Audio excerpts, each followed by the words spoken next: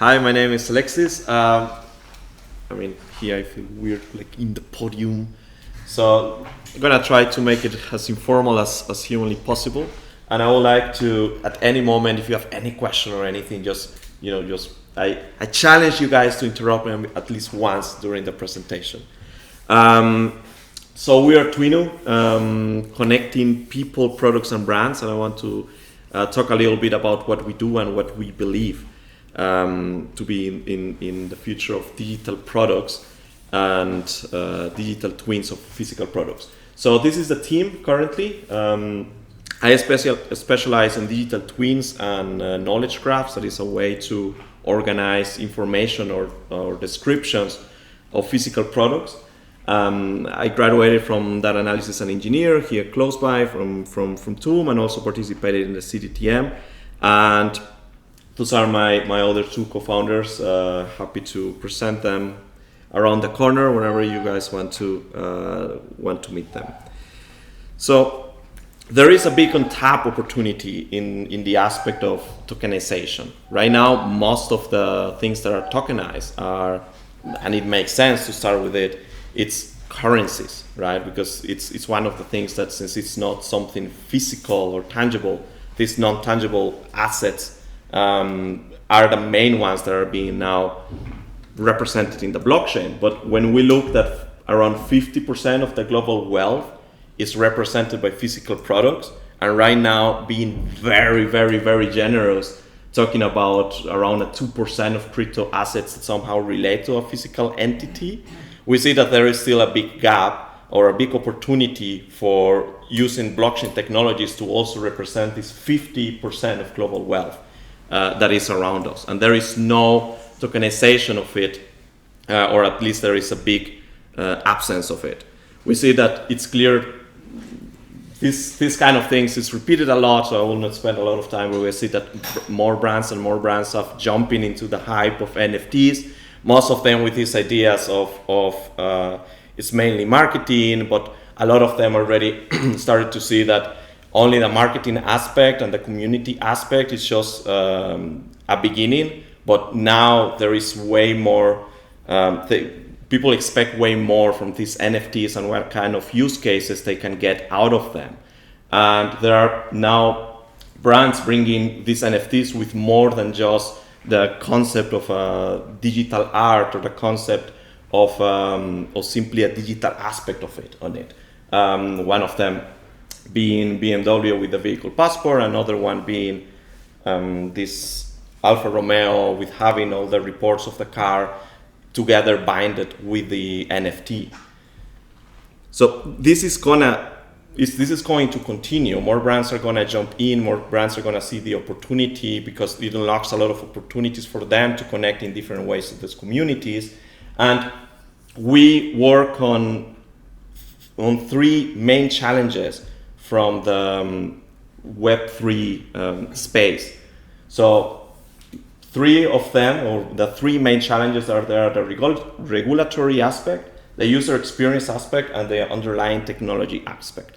And for each one of them, we have developed in the side of the technology, currently, the way that metadata is handled on the NFTs, that the way that the NFTs express what they are and what they represent, it's almost arbitrary. It's basically what OpenSea defines how to put a name or a description. And this limits a lot the possibilities for interoperability. So we have worked in a way to enhance or to augment the interoperability also in the level of the data that is within the NFT. Then in the user experience, we have focused on not only onboarding Web3 users, but also making it easier for people that is not used to wallets, or you don't necessarily need a wallet in our platform to complete the steps and the processes, because we want to engage as much people as we want, as we can, not only in the Web3 space. And then in the regulatory, we have worked in a way that you can make this tokenization of physical products in a way that doesn't get you or us as a platform in troubles. So we see a future where soon will be a digital twin for everything, for every physical product that you get, the new chair that you get, the next table that you get, the new car that you get, it's gonna come with a digital twin. Now, what is Twinu and what are we doing? Well, we have an end-to-end NFT platform, or Twin NFT platform, where we have creator tools. It's self-service, so anyone can go, being as a brand or also as an end consumer. If you're curious, you can go, you can create twin NFTs. So what is the difference between an NFT and a twin NFT? The difference is that the twin NFT is it's an NFT that is focused on expressing and describing a physical product, and it's made in a way that it's easy to build on top of it and to interoperate. There is also marketplace, but this is basically just a consequence of having an NFT. The moment you have the NFT, it doesn't only publishes on our side, but of course it's also an OpenSea or Rarible or any other dApp that is constantly scanning contracts. And we have also tools and services that build on top of these twin NFTs. For example, we just published an Alexa skill, and the moment that you create a twin NFT, if you follow the steps on how to add the properties and how to use these properties that we call semantic properties that are meant to be interpretable for humans and for machines, you can then install the Alexa skill and immediately ask for properties of this twin NFT. So if I have a jacket, I can simply, the moment that I claim this jacket or that I buy it, I can go into my Alexa skill and ask, what is the color of my jacket? What are the washing instructions of my what jacket? And Alexa is going to be able to answer it, which was not possible before because it lacked this context. And of course, there is also brand dashboards where you can see how many of my twin NFTs as a brand has been claimed, how many have I created, what activity there is. I hear there are some on-chain analysts, so you can imagine also a lot of things that you can analyze just by having them in the as an NFT. This is not our strength. This is just, we just offer the basics. But the idea is that once you have your product as an NFT as well, you can use things like trophies to immediately unlock community or loyalty points. And of course, then you can also analyze the data on chain. So a little bit of our secret sauce is a little bit of what I was mentioning, and the way that we operate. We go to a brand, we talk about, okay, what kind of product will make sense for them to start. We have a system that can aggregate any kind of data. So it doesn't matter from where it comes from, it can be heterogeneous data. And we have a way to map this data into this semantic model that is basically the way that it can be interpreted and understood by systems like Alexa that can be built on top. And then we have a way to use, we file a patent for a way to use the NFT as a configuration for electronics. So this is also another aspect that we have created on top. So I want just to walk through a little bit of the customer journey and how it changes from a product without a twin NFT and a product that does have one. In this case, let's take the example of a jacket. So you purchase the jacket with an NFT online. You can immediately, because the moment you buy it, you can claim the NFT immediately. You have a first engagement touch point with the customer as a brand, where you immediately can access community benefits, events, chats with only owners of that piece or that brand can join. Then, of course, again, as being an NFT, you immediately have a digital proof of authenticity. You know that this piece is really coming from the brand. And you can also showcase it on the metaverse, or you can showcase it if it has a 3D model of it. You can import it into one of these different metaverses to show it. You can also show this piece of fashion now, not only in the physical world, but also in the digital world. Then in traceability, you have theft protection through the product passport. So since you have the twin NFT, you can flag it as stolen, and then it will be harder for a thief to sell this piece. So it doesn't stop it, but at least it is incentivized. You will prefer to steal other kind of things. Maybe with a jacket, it's not that common. it had happened to me, but it's not that common. But with things like a bike, you can imagine definitely they will start looking into different brand of bikes when they're looking for which one to take. Then you can also get trading offers for circularity reasons, meaning the brand can offer I see that this piece has been already for 10 years. Usually we estimate after 10 years it's already end of life of this piece. Let us offer some kind of trade-in where we pay for the packaging so that you send it to us, we recycle it, and they can send it directly to the real owner or to the current owner. And this is one of the nicest thing, is that the moment that you resell a product, you have all the history of that product, and you are completely convinced that that person at a certain point had that piece, and all of the benefits that you had through the journey are inherited to the second owner. That it's something that usually it's not possible before. And this happens a lot even in things like cars. There is a lot of programs that if you get a BMW i8, there is a lot of access and programs that you can join because you bought it, even if you sell the car a week later.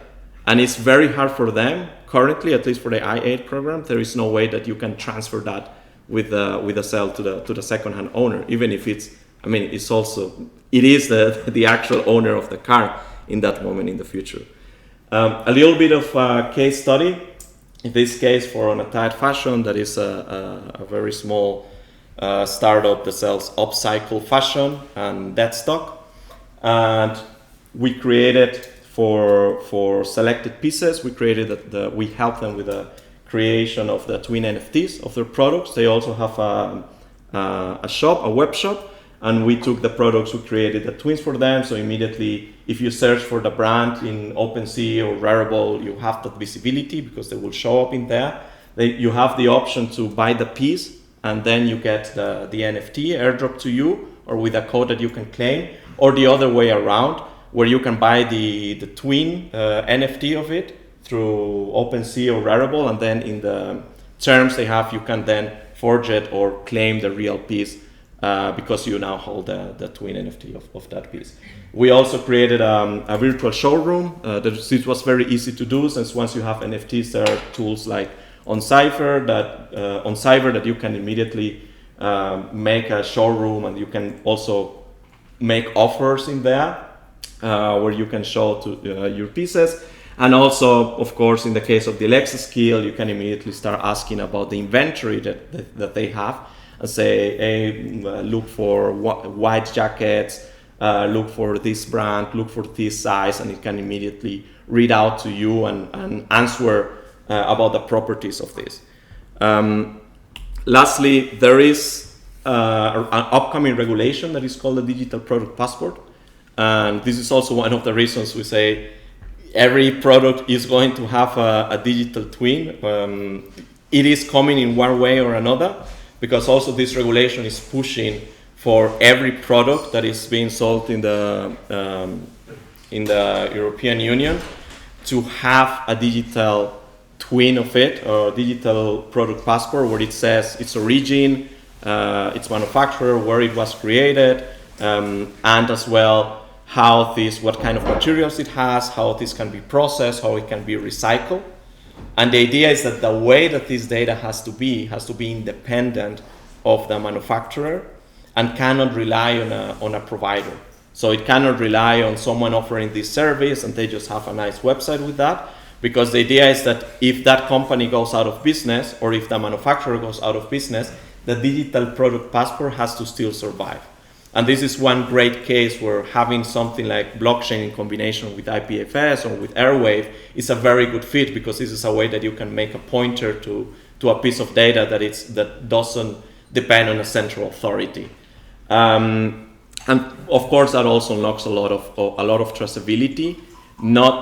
There is a lot of traceability right now to the moment up to the sale, but usually that's where it ends. And we want to add the traceability after the point of sale. So this was a little bit about Twinu. You can also give it a try and redeem a pretzel, and then you can come to the office and redeem the physical one with it. And you can also go into apptwinu.com or testnettwinu.com if you don't want to mean things on mainnet. We're using Polygon mainly. But if you want to do it on testnet and you want to experiment a little bit, you also have the other environment. Thank you very much, and happy to answer questions and to talk about digital twins and twins NFTs. Yes, I have a question. What happens if the physical product disappears in the end? I mean, the digital twin still survives, but maybe nobody realizes that it's away. So how do you solve this issue? So, in this case, if let's say the physical product disappears, you at least have a link to the last known owner, right? So let's say if the brand wants to try to, oh, this product is end of life, would like to contact the owner, it's gonna go to the last owner of the chain, right? And then, the owner can say, no, this was destroyed, or this was. The idea is that the brand, right now there is a lot of talks about circularities, but if you go to most manufacturing companies and you ask, do you know where your products are after it leaves the factory? They say no, right? They have no idea. And this is a way where they can actually trace, 10% or 20% of the things that we sold, we have that they came back to us for right processing, and these ones that we tried to contact the seller, but they didn't answer. Those ones are like, okay, for these ones we don't know. But at least now they have a way to close the first circle of the products that leave the factory and that come back to it. Is there a special smart contract behind it, or is it just a standard one? It's a standard one. We added a couple of little things just for example, we have first of all, you have certain configuration, right? So one of them is, do you want to have opportunity to freeze it forever, or you wanted to have the opportunity to, what we make, take snapshots? So there are ways that you can edit it, but the way that the edit works is basically you create a new metadata and you take a snapshot, you emit an event in the blockchain, which means that NFT is going to have all the previous pointers to the previous data, so you can always audit all the changes on that NFT. So for example, this take a snapshot functionality we have added, but we have tried to be as close as a standard as possible. For a moment, we have not think on looks the human readable thing? The human readable thing? Yeah, like because at the moment the workflow looks like this. You as a person goes to a company, for example to Steelcase. Correct. Say, we have great chairs, we want to help you, and they say, yeah, why not? So then they have a chair and they have data. Correct. For example, they have one customer, that's me. I bought a chair and say, we do now a prototype. So I buy the chair, and they generate data. My name is Frank. I'm male. I weight 27 kilograms, which is maybe important. I don't know. Whatever. They generate data, and then they put it on J or not. No personal data. Okay. So I got a chair, and I want to claim that I have the chair or something. Exactly. So what I do as a customer. So the way it works is, as a brand, you have different possibilities. If it's an e-commerce and you simply want to send a claimable link, right? So it's like, okay, you got this, go to this link, and it's a unique link that has a code in it, and then that person can go and claim the Twin NFT. If they have a wallet. If they have a wallet. In this case, you can claim it with we made a solution where you can claim it with only your email. Yep. But what happens is, currently it's simply, it's just in the database, it's not minted, and then you can mint it or airdrop it to wherever. So this is a way for you to at least claim it, so that no one else can claim it, and then mint it whenever you want without having a wallet. But we're actually working on a semi-custodial way that it gets minted, but we have some kind of list where you can then take it out. Yep. But this is the way that you can claim it even without a wallet. So you can get an email with a unique redeemable link, or you can also get, like for this demo, you can just simply put the link, the claimable link in an NFC tag. So I get my chair, and I'm one of these 5% of customers who actually have a wallet and know how to use a wallet. Even if you don't have a wallet, yeah, right? But I know, but I don't want to speak about this. Okay. I mean, like the unique case where everything's perfect. So then I claim it and I have it in my wallet. And Correct. now I sell the chair to Saro.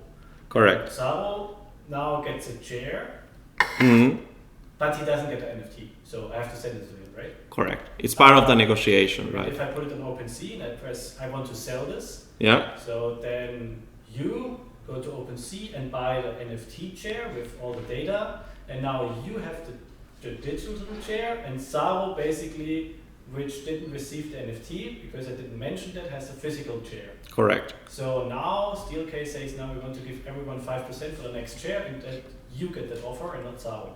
Correct. Interesting. Correct. Yep, nice. That's the way. Also, one of the ways that we go around with a regulatory framework is that the NFT at the end of the day, it's like it's a listing, right? So basically, it's like when you put something on eBay and someone buys it on eBay, it's not a guarantee of this, it's just me telling you, hey, I'm selling this and you're accepting to this. So yeah, that scenario is possible, but again, it will be limited to one chair, because for another chair you need another, for another NFT you need another chair. And then you get all the benefits of the twin, and the guy that didn't know about the NFT, then he loses a bit of the value of having both together. Later, if maybe these things are matching, then you get some extra things or whatever. The thing is that if you're buying the chair, right, and it has some kind of NFC tag or any kind of hard to destroy identification, right, and you're buying it and you say, wait, what is this? And you scan it and it shows and it says, oh, it's here it says it's reported as stolen, or oh, who is this owner, right? What does this mean? Then it's like a bit harder to sell the piece and try to ignore the fact that it comes with some kind of. Overall, I have a chair and I have a digital product. Correct. And at the moment, I just have a chair. So I get more. Yes. Or you wait that you get the NFT first and then you take the chair. The good thing is that even if another person has the digital twin, right, that shouldn't, but let's say someone says like, I want to donate a digital twin to you, I just don't want it. The link is still going to be there on the chair, on the physical chair, and it's always going to still work as a digital product passport, because you have at least all the information of how to get rid of it, how to work with it, how to recycle. It's going to be integrated as part of the chair. My intention was more in the other direction. At the moment, I get one. Yeah. And if I use this, I get more. Which is like chair and NFT, and at the moment it's no NFT, just chair. So it's exactly. more than before, which is like an added value. That's the hope. that's the hope. I mean, there is. I've seen with people when they go through the redeeming, right, and this is one of the points. When you buy something, usually you have to wait until it arrives, right, and the communication ends there. This act of going to the page and see like redeem, and then something happens and now you have something, even if it's digital, it's a nice sensation. Also with one partners we're doing some codes that are basically like you have to scratch for the unique code, and this feeling of, oh, I have something new and I'm the first one that is doing it and unlocking the code. Also, it's a nice sensation to the people, even if at the end of the day, it's not a big cost for the brand or the manufacturer, but it's a nice value to provide to the end customers. Yeah. I wanted to add something to the example that you gave in order to demonstrate you how close we are to adoption of such a service. Steelcase, they have indeed a problem because regulation forces them that in the future they provide manuals and information about the material composition, even if and this information has to be available even if Steelcase would go bankrupt. And this is coming, and the question is who would provide such a database? Is it a governmental? Is it something maybe from TÜV? Oh, please no. Yes. So for me also the best solution, or one of the better solutions, seems to be to put this on a blockchain where it's transparent, global, and available for everybody who wants to. Yeah, it's super cool when you read about this part that is coming, because they really say like it has to be open standards. It has to be in a way that doesn't depend on a central company. And at the end, it defines in a way that basically you have two options. Or the government does it themselves, that God forbids that, or blockchain, right, on some kind of decentralized way of doing it. That's basically no other option, right? And it plays exactly in the strengths of blockchain. And then the question that I had was, let's say your service only works for, does it work for liquids or something like, I don't know, coffee beans or sugar? Because Pretzel. Pretzel, I can imagine that you can put something into dough, but let's say if you have a barrel of oil, the only way to have something non-destructible like a tag is in the packaging, it's not in the liquid itself. So, even if we focus on non-fungible things, right? Like if you have a pen and it's easy to confuse it with another pen, you could argue that it's not non-fungible. We're actually now doing one project for consumables where it works as well with the aspect of the digital product passport. So they want to be able to also say where their products are coming from, like where it's the farm where it's getting. They even have webcams, so you have a link where you can see like where it is exactly farm where the cacao is getting picked up, or the coffee where it is getting sorted out. So that is a benefit that you get, but for that you don't need really an NFT. The way that find a way to add interaction is, well, but we can do it in a way of try to link it with some kind of collectible. I mean, this is not new, just as the cigarettes with the baseball cards, right? This kind of thing. So you have an incentive for people to claim them, so that you have some kind of interaction, right? Like, hey, if you claim 10 of these, you get X free, right? Or if you claim 10 of these and make a post on social media, etc., so that they try to gamify it a bit, the behavior of the consumer, and try to get more engagement with them. And since they have to do the part of the digital product passport, it's a nice benefit that they get other than, let's say, compliance. But this benefit is then for the manufacturer or for the consumer?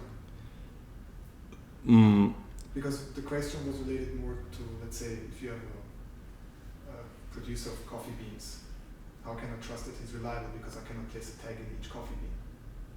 I can only place it in the bag, in the packaging that is shipped. Correct. So regarding this, what was it called, product tag? Or product the product. How do you solve this with liquids, beans, sugar, I don't know, this?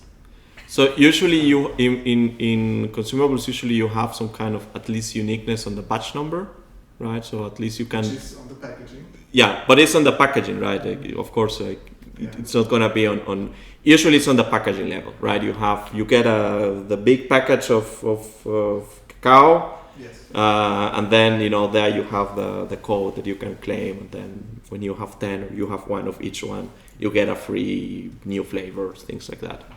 Compared to, let's say, a chair where I can maybe mold the NFT tag into the material or in the shape, it's hard to fake that. But a pack of coffee which is on the way 6 weeks to Europe, somebody opens it, puts cocaine in it, whatever. It comes to Europe and the tag. Yeah. I can see that happening in my home country. My guess is, are you limited to the products where you can provide this, or do you think there will be a solution to have this also solving the problem for products like that? That's a good question. So very often we get this question of how do you make sure that this digital entity gets linked to only this physical entity, right? And That's pretty much the question. huh? That was pretty much the question. Yeah, and we get a lot, and the thing is that we started to think about it, and we said, what kind of problems do we actually solve by having this link, like unbreakable link? And if you see, most of the benefits come from having a identifiable unique digital entity to an identifiable unique physical entity, but this link can always get broken, right? So but there are not really a lot of benefits that you get from making it completely unbreakable, because once it cannot, like I have seen, the way we work with it is we work with different partners that help us on the tag that goes into the product, right? So it depends on what kind of level of security you want to provide or you want to have in your products. There are some for fashion. There is an NFC tag that goes into the material. So that is going like into the most expensive, most harder to change. Then there are others that use some kind of scanning mechanism with some holograms.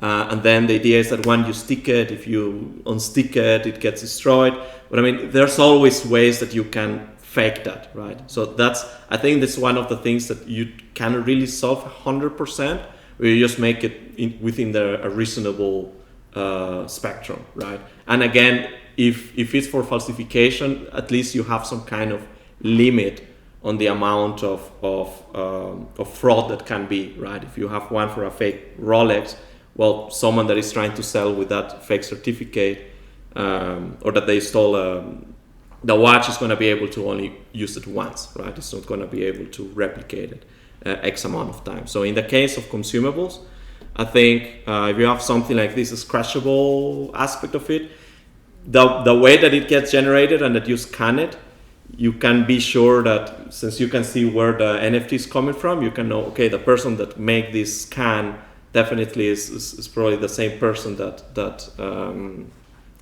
made the contract. So at least you know where it's coming is from where you expect it to come from. But how to stop from someone scratching it, copying, and put it in another one, that depends on the technology that you want to use. There is one called Gumi, and they use also one that is like authentic something, that they do it in a way that you cannot just scan it and print it again. So this could be a way that you know that only your packaging has this, and you cannot copy this code that it comes in with it. So this could be an option. Oh. This is the energy. Another question. Do Yeah. you have what's your favorite story so far while working with Twinu? Like Story, customer story. Maybe. Yeah. Oh. Just in general. Just in general.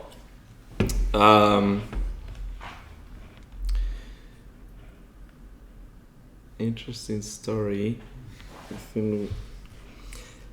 I think one of the interesting stories is how we ended up in Web3. Because we didn't start with the Web3 topic, right? We started with the digital twin topic. That's a bit of my background. I was, during my master's, I specialized on open data and semantic data.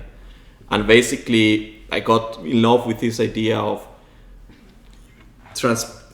not transparency, but availability of data, right? If you look at the models of mathematical models or machine learning models, there is this people in the universities doing research like crazy to try to get that model like 0.001 more accurate, right? And so much investment into that because it's so hard to improve a model from another, while usually what makes in real life, what makes the difference by factors of difference is the data that you have available, right? And usually you end up as in my case, like if I want to build something, I'm always locked into, do I have the data available to do this, or do I have to partner with someone to have the data to be able to do this, right? And at the end, you basically have the different data of people within 5 companies, right? Your purchase data, your location data, your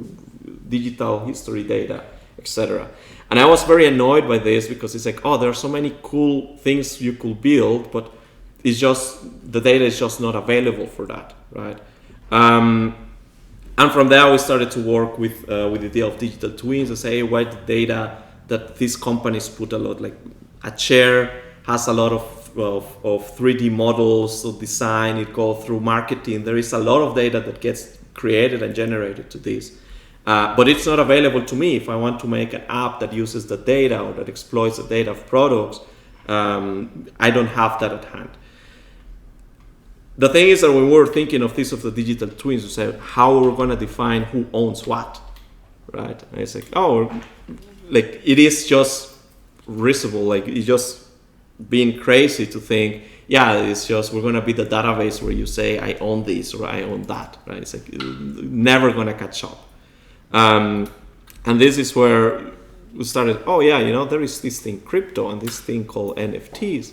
Actually, that could be an interesting fit to it. And when we start looking into it and see how it could play together, we say, this is not a good fit. This is the solution for determining the ownership in a way that is decentralized, that doesn't depend on us, it doesn't depend on a third party.